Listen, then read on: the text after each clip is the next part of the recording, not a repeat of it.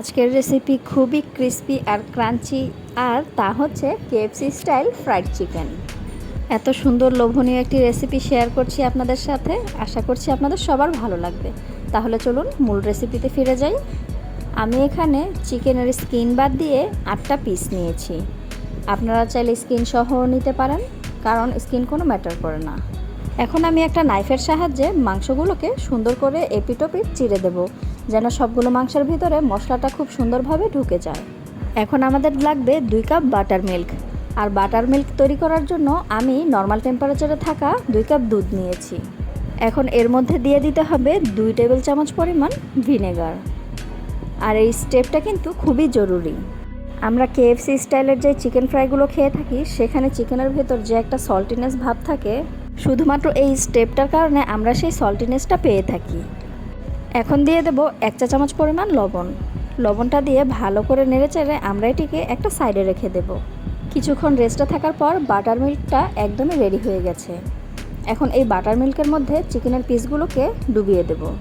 চিকেনের পিসগুলোকে একদম ডুবিয়ে ডুবিয়ে দিতে হবে, যেন সবগুলোর ভেতর লবণগুলো সুন্দরভাবে ঢুকে যায়। এখন একটি স্প্যাচুলা দিয়ে ভালোভাবে নেড়েচেড়ে এগুলোকে ডুবিয়ে দিচ্ছি। এখন এই মিশ্রণটিকে 30 মিনিটের জন্য নর্মাল ফ্রিজে রেখে দেব। আপনাদের হাতে সময় থাকলে আপনারা 1 ঘন্টার মতনও রাখতে পারবেন। এখন ফ্রিজ থেকে বের করে চিকেনের গায়ে টিস্যু দিয়ে ভালো করে একটু মুছে নেব।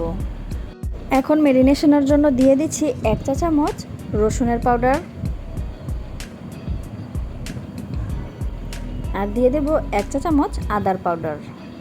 আপনারা এখানে চাইলে আদা রসুনের পেস্টও ব্যবহার করতে পারবেন, কোনো সমস্যা নেই। আর দিয়ে দেব লাল মরিচের গুঁড়া 1/2 চা চামচ।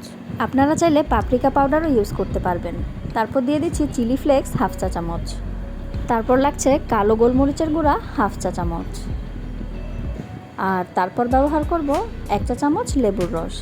আপনারা চাইলে এখানে ভিনেগারও ইউজ করতে পারবেন।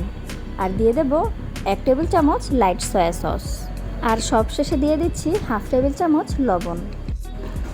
এখন সবগুলো উপকরণকে ভালো করে ম্যারিনেট করে নিব। আমি চেষ্টা করেছি এমন সব উপকরণ দেওয়ার যেগুলো সবসময় আপনাদের হাতের নাগালে থাকে।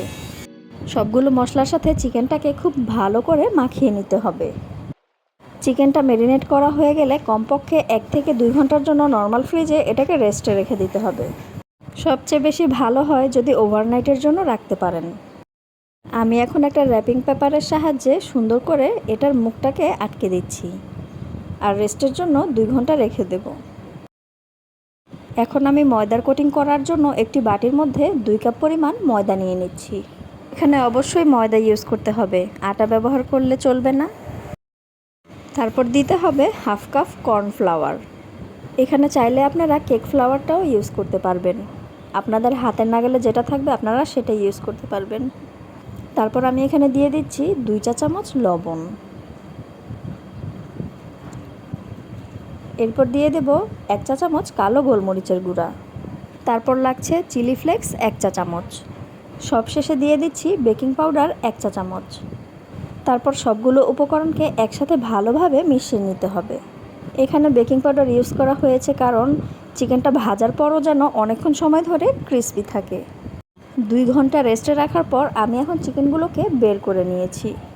আপনাদের হাতে সময় না থাকলে আপনারা 1 ঘন্টার মতনও রাখতে পারবেন। এরপর হচ্ছে চিকেনটাকে কোটিং করার পালা। আমি এখান থেকে 1 পিস চিকেন নিয়ে ময়দার মধ্যে দিয়ে দিয়েছি। চিকেনটা ভাজার জন্য কোটিংটা কিন্তু অনেক ইম্পর্ট্যান্ট। কোটিংয়ের জন্য চিকেনটাকে ময়দার মধ্যে দিয়ে এভাবে আলতো হাতে চেপে চেপে ভালো করে কোট করে নিতে হবে। প্রথমেই চেপে চেপে ময়দা লাগানো যাবে না, প্রথমে আলতো হাতে এভাবে ময়দা লাগাতে হবে। তারপর 3 থেকে 4 মিনিট পরে এভাবে চেপে চেপে ময়দা লাগাতে হবে। তারপরে এইভাবে জোরে জোরে ঝাঁকাতে হবে। এখন আমরা যে বাটার মিল্কটা তৈরি করেছিলাম সেটার মধ্যে ভালো করে ডিপ করে নেব। এখানে এটাকে কয়েক সেকেন্ডের জন্য ডিপ করতে হবে। তারপর বাটার মিল্ক থেকে উঠিয়ে আবার দ্বিতীয়বার সেই ময়দার মধ্যে কোট করতে হবে। এইবার খুব ভালোভাবে চেপে চেপে কোটিংটা করতে হবে। একটু ভালো করে খেয়াল করলে আপনারা বুঝতে পারবেন যে আমি কিভাবে করছি। কোটিং করা হয়ে গেলে চিকেনটাকে খুব জোরে জোরে ঝাঁকাতে হবে। এই ঝাঁকানোটা কিন্তু খুবই ইম্পর্ট্যান্ট। আপনারা দেখতেই পারছেন যে আমি কিভাবে করছি। এখন চিকেনটাকে ভাজার জন্য আমি একটি প্যানের মধ্যে পরিমাণ মতন তেল দিয়ে দিয়েছি। আর এখানে তেলটা পর্যাপ্ত পরিমাণে গরম হয়েছে কি না আমি একটি শাসলিকার কাঠি দিয়ে চেক করে নিয়েছি। প্রথম শর্ত হলো তেলটা কিন্তু প্রথমে হাই হিটে গরম থাকতে হবে। চিকেনটা দেওয়ার কয়েক সেকেন্ড পর চুলার আঁচটা একদম মিডিয়াম করে দিতে হবে। এইভাবে চিকেনটা ভাজলে ভেতরেও কাঁচা থাকবে না, আবার উপরের অংশটাও পুড়ে যাবে না। একদম পারফেক্টলি চিকেনটা ভাজা হবে। চিকেনটা ভাজা হতে থাক, ওইদিকে আমি আমার বাকি চিকেনগুলোকে কোটিং করে নিচ্ছি। আমি একটা চিকেন উইংস কোট করে দেখাচ্ছি আপনাদেরকে। সেম প্রসেসেই আমি চিকেনটিকে কোট করে নিচ্ছি। প্রথমে আলতো হাতে ময়দার মধ্যে কোট করে নেব। প্রথমেই চেপে চেপে কোট করা যাবে না, আলতো হাতে করতে হবে, আর করা হয়ে গেলে এভাবে ঝেড়ে নিতে হবে। তারপর সেই বাটার মিল্কে চুবিয়ে দ্বিতীয়বারের মতো আবার সেই কোট করে নিতে হবে। এইবার খুব ভালোভাবে চেপে চেপে কোট করে নিতে হবে। কোট করা হয়ে গেলে খুব ভালোভাবে ঝাঁকিয়ে নিতে হবে। চিকেনটা এভাবে ঝাঁকিয়ে নিলে একদম হুবহু কেএফসির মতন পারফেক্ট হয়। খুব ভালোভাবে খেয়াল করলে রেসিপিটা কিন্তু অতটা কঠিন না। আমি যে চিকেনগুলো দিয়েছিলাম ভাজতে, আমার চিকেনগুলো ভাজা হয়ে গেছে। এখন চিকেনগুলোকে প্যান থেকে উঠিয়ে নিচ্ছি। চিকেনের পিসগুলোকে উঠিয়ে এভাবে একটি স্ট্রেনারের মধ্যে অথবা টিস্যু পেপারের মধ্যে রাখতে পারবেন। এখন আমি বাকি চিকেনগুলোকেও ভেজে নিচ্ছি।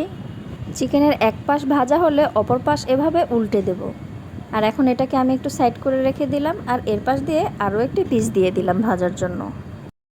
আমি একে একে সবগুলো চিকেনকে এভাবে ভেজে নিচ্ছি, আর ভাজা হয়ে গেলে এভাবে স্ট্রেনারের উপর তেল ঝরানোর জন্য রেখে দিচ্ছি। তো ভিউয়ার্স, আপনারা অবশ্যই দেখতে পাচ্ছেন কিভাবে কত সুন্দর এবং সহজ উপায়ে ঘরে বসেই কেএফসি স্টাইলে চিকেন ফ্রাইড করা যায়। ওনার চিকেন ফ্রাইড খাওয়ার জন্য কেন রেস্টুরেন্টে গিয়ে টাকা নষ্ট করবেন? ঘরে বসেই সুন্দর মতন এই রেসিপিটা ফলো করে তৈরি করে নিতে পারবেন এরকম একদম ক্রিস্পি এবং crunchy KFC style chicken fried. তো ভিউয়ার্স, আমার ভিডিওটি ভালো লাগলে অবশ্যই আমার চ্যানেলটিকে সাবস্ক্রাইব করবেন, আর লাইক কমেন্ট শেয়ার করতে কিন্তু ভুলবেন না। আজকের মতো এখানেই বিদায় নিচ্ছি। আল্লাহ হাফেজ।